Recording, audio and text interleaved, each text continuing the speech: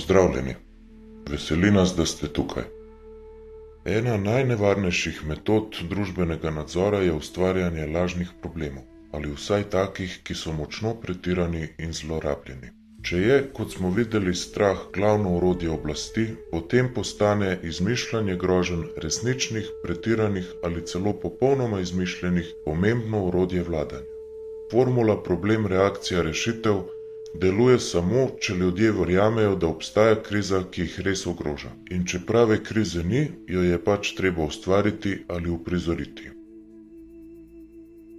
Dva izmed najbolj odmevnih primerov takšnih lažnih problemov v sodobni zgodovini sta trditev o orožju za množično uničenje v Iraku in manipulacija pripovedi o podnebnih spremembah. Na prvi pogled nimata nič skupnega, a oba razkrivata isto logiko. Ustvari strah, sproži čustveno reakcijo in nato ponudi rešitev, ki je bila pripravljena že vnaprej. Prvi primer. Nekaj let po 11. septembru so ameriška in britanska vlada vztrajno trdile, da ima Sadam Husein v Iraku orožje za množično uničenje, ki predstavlja neposredno grožnjo svetovnemu miru in varnosti. Takratni voditelji George W. Bush, Tony Blair in drugi so javnosti zatrjevali, da imajo dokaze, da Irak hitro razvija jedrsko, kemično in biološko orožje, da bo morda kmalu izdelal bombo, da ima mobilne laboratorije in tako dalje. Pred Varnostnim svetom Združenih narodov so kazali satelitske posnetke sumljivih tovornjakov in prikazovali grafe z grozečimi napisi. Mediji so dneve in dneve ponavljali, kako se čas izteka in da ne smemo čakati, da bo goba nad našim mestom. Svet, še vedno prestrašen zaradi terorističnih napadov, je bil pripravljen verjeti karkoli, če si omenil besedi terorizem in orožje za množično uničenje. In potem se je zgodilo nič.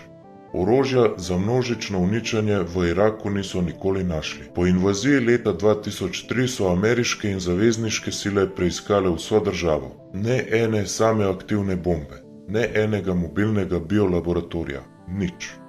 Vse je temeljilo na lažnih ali prirejenih obveščevalnih podatkih. Še pred invazijo so bili mednarodni inšpektorji, na primer Hans Blix, skeptični in so prosili za več časa, saj niso našli dokazov o orožju za množično uničenje, a njihove dvome je preglasil medijski val strahu. Po vojni je prišla resnica na dan. Dokazi so bili namerno prirejeni ali vsaj interpretirani skrajno zavajajoče, poročila tajnih služb so bila ogrnjena okoli politike. Downing Street memo je razkril, da je britanska vlada že julija 2002 vedela, da je inteligenca fiksirana okoli cilja strmoglavljenja Sadama. Informacije, ki so zanikale obstoj orožja, so bile prikrite in niso prišle do javnosti. Lažne zgodbe, na primer obtožbe iraškega dezerterja z vzdevkom Curveball, o mobilnih laboratorijih, ki jih je sam priznal, da si jih je izmislil, so bile kljub razkritjem še naprej uporabljene za strašenje. Problem je bil lažen, toda cilj je bil dosežen. Javnost, predvsem v ZDA in Veliki Britaniji, je bila prestrašena in prestrašeni ljudje so privolili v vojno, ki je sicer ne bi nikoli podprli. Invazija Iraka je bila predstavljena kot žal nujen preventivni udar. Kaj je sledilo? Na 10.000 mrtvih v Iraku in med vojaki, celotna regija v kaosu, terorizem se je dejansko povečal, ISIS in podobni, porušen je bil mednarodni ugled Zahoda, milijarde in milijarde zapravljenega denarja in seveda doma razmah vojaško-industrijskega kompleksa, izredne varnostne politike, dobički naftnih in gradbenih podjetij z obnovo. Svobode po svetu in doma je bilo manj, moč in dobički nekaterih elit pa več. To ni bil neuspeh obveščevalnih služb, kot so se kasneje izmotavali. To je bil načrt, lažni problem je dosegel svoj namen. Javnost je privolila v nekaj, kar je bilo odločeno že prej. Drugi primer lažnega ali vsaj močno zlorabljenega problema je bolj kompleksen in kontroverzen, a nič manj pomemben. Narativ o podnebnih spremembah. Tukaj moramo biti previdni in jasni. Okoljske težave so resnične. Nihče pri zdravi pameti ne bo zanikal, da uničujemo gozdove, prekomerno onesnažujemo morja, izumirajo vrste, tla so degradirana in da moramo kot človeštvo živeti bolj trajnostno. Problem nastane, ko se legitimna skrb za okolje uporabi za agende, ki z varovanjem okolja nimajo dosti veze, temveč služijo koncentraciji moči. Poglejmo, kako se uporablja strah pred podnebno katastrofo kot orožje. Ljudem se preko medijev in aktivistov nenehno sporoča: krivi ste, ker uničujete planet. Vsak vaš izdih ogljikovega dioksida prispeva k katastrofi. Če se ne podredimo drastičnim ukrepom, bomo kmalu skuhani na živi zemlji. Pri tem se celoten kompleksni problem zreducira na eno samo stvar – izpust CO2. In še ta merjen selektivno. Povprečen človek, ne pa megakorporacije in vojska, ki so med največjimi onesnaževalci. Rešitve, ki se ponujajo na najvišjih ravneh, pa so vsaj zanimive. Namesto spodbujanja lokalnih trajnostnih pobud, lokalna samooskrba, sajenje dreves, sprememba potrošniške kulture, se predlaga uvajanje globalnih davkov, na primer ogljični davek na vse. Tehnokratski nadzor, na primer vsaka naprava je priključena v pametno mrežo, ki jo lahko centralno izklopijo, za planet. Digitalno sledenje ogljičnemu odtisu posameznika. Ideje o aplikacijah ali celo vsadkih, ki spremljajo porabo in omejujejo nakupe. Skratka, rešitve gredo v smer še večje centralizacije moči, tokrat pod zeleno zastavo. Pri vsem tem pa, in to je ključno, pravi uničevalci okolja ostajajo skoraj nedotaknjeni.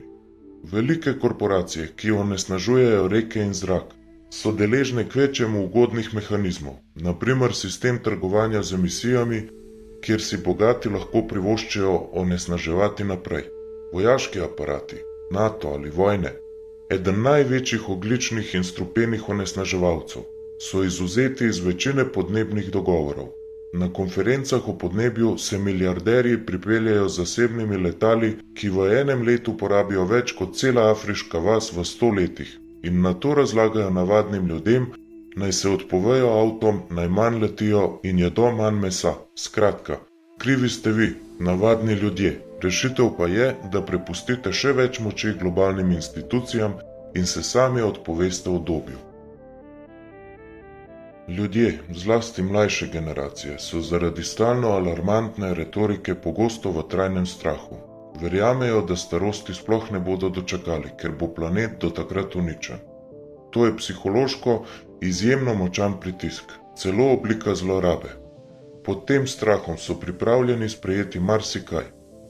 V redu, uvedite globalni ogljični davek, samo da rešimo svet. Spremljajte vsak moj nakup, samo da se bo temperatura znižala. Preplavi jih krivda, ti z avtom ubijaš otroke na drugem koncu sveta. Ta krivda pa jih pripravi, da sami kličejo po rešitvah, ki, in tu je trik, ne naslovijo jedra problema, ampak povečajo nadzor nad prebivalstvom. Na primer, namesto prehoda na bistveno čistejše, že obstoječe, a sistemsko potlačene tehnologije, problem ni v samem viru energije, temveč v umazani, neučinkoviti tehnologiji in nadzorni infrastrukturi, zaradi katere se uvaja sistem, kjer bo vsaka poraba energije pod drobnogledom in odmerjena. Namesto omejevanja uničevalnih praks korporacij in spremembe ekonomskega modela rasti se uvaja ideja, da bo vsak posameznik imel določeno kvoto izpustov in če jo preseže, bo sankcioniran. To je že realnost v zametkih. Nekatere banke ponujajo izračun osebnega ogljičnega odtisa na podlagi nakupov.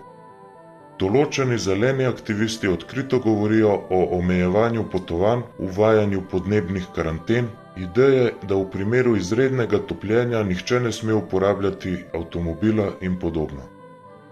Vse to vodi v eno smer, več kontrole nad posameznikom v imenu reševanja planeta.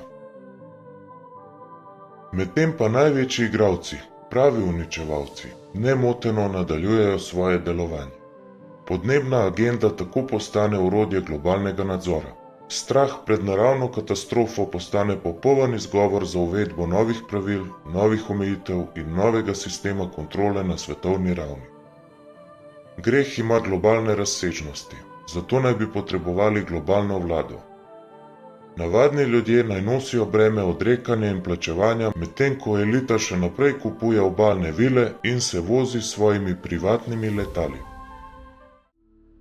S tem nočem reči, da v podnebnih spremembah ni nobene resnice. Spremembe se dogajajo.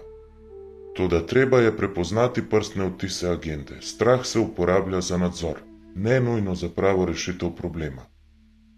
Ko znanstvenik izrazi dvom o določeni napovedi ali predlaga drugačen pristop, naprimer geoinženiring ali prilagoditev, je hitro označen za zanikovalca. Z etiketo se razprava zapre. In ko se razprava zapre, se resnica skrije.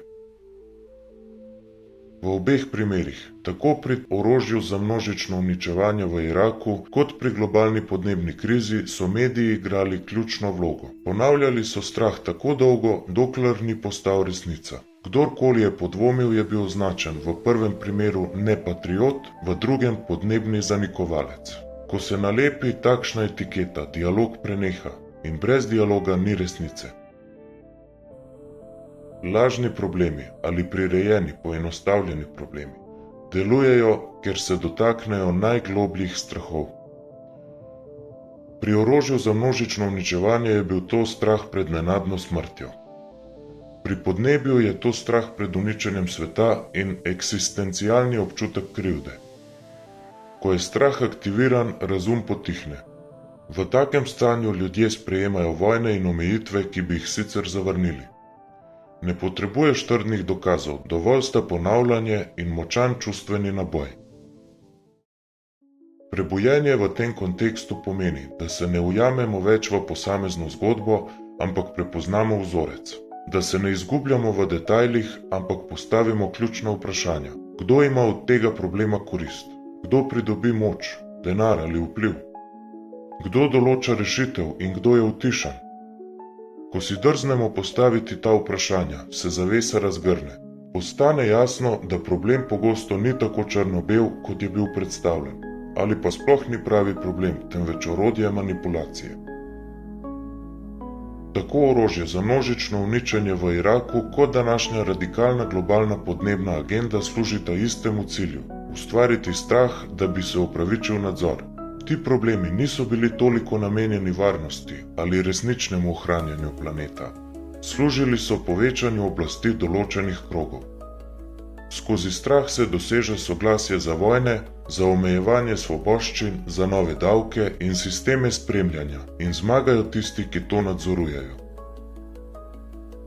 Zato prebujenje pomeni zavrniti strah kot privzeto lečo, skozi katero gledamo svet. Pomeni zavrniti vsiljene zgodbe o globalnih krizah, dokler jih sami ne preverimo in razumemo.